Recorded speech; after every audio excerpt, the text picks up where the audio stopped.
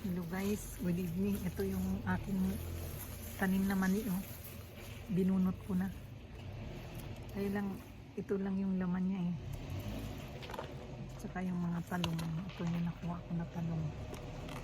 Mga kamatis na maliliit. Ito yung na-harvest ko na talong. Ito yung mani nakuha ko sa aking garden. Sa sunod, dadamihan ko na tong mani.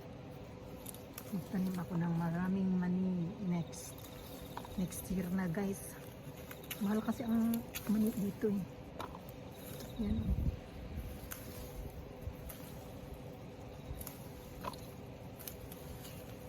Once a year lang ang mani dito.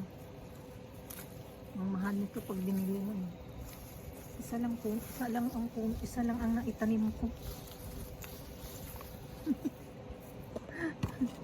Ito yung kanyang laman. Laki ng puno niya eh. Masarap ang nilagang mani. May nabibili na rin ngayon dito. Pero mahal. Nakabili ako 500.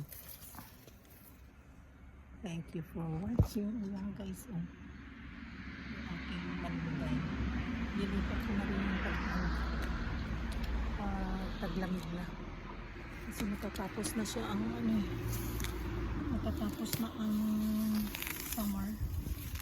Na siya, medyo malamig na siya. Ayan yung talong na mumulaklak. Nakakahabol pa yung mga talong. Ayan. Yan ang aking little garden. Yung mga maliliit. Tatapos na rin yan guys.